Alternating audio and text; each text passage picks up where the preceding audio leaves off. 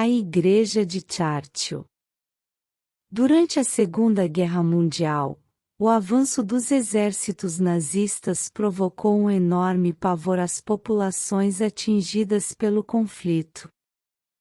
Depois de conseguir conquistar sem maiores dificuldades o território francês, o exército alemão quase derrotou os ingleses em uma série de árduos conflitos. Nessa época, o primeiro-ministro britânico Winston Churchill conclamou a população de seu país para que resistissem aos ataques inimigos. Mal sabia ele que seus histriônicos discursos acabariam sendo confundidos com a voz de Deus, que viria a fundar uma igreja na Rodésia do Norte, atual Zâmbia. Tudo começou quando a jovem Alice Lenchina se recuperou de um coma deflagrado pela contração de malária. Depois de recobrar a saúde, ela saiu dizendo que tinha uma missão religiosa a cumprir ao fundar uma igreja que combinava elementos da religiosidade africana com outros princípios do cristianismo. Para atrair pessoas dispostas a se converterem à crença inédita, Alice perambulava com um gramofone no qual reproduzia um discurso de Winston Churchill.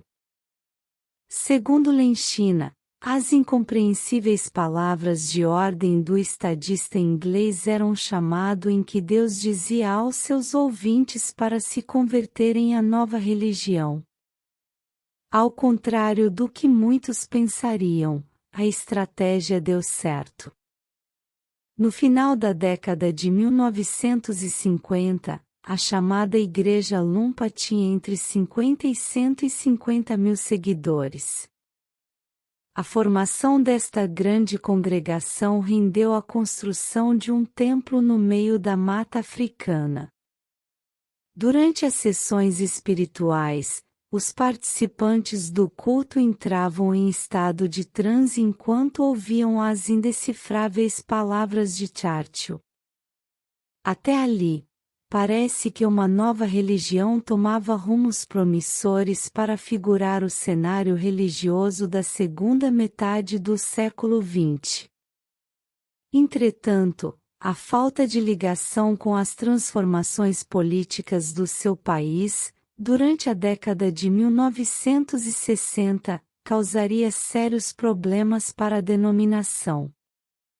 No ano de 1964, a Rodésia do Norte alcançou a sua autonomia política junto à Inglaterra.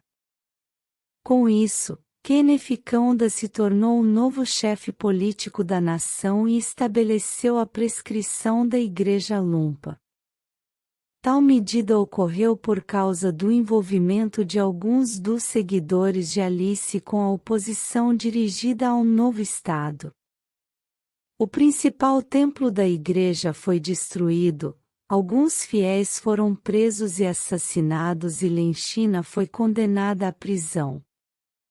No ano de 1978, acabou morrendo em meio aos desgastes sofridos com as fugas e capturas que marcaram o fim de sua pregação religiosa peculiar.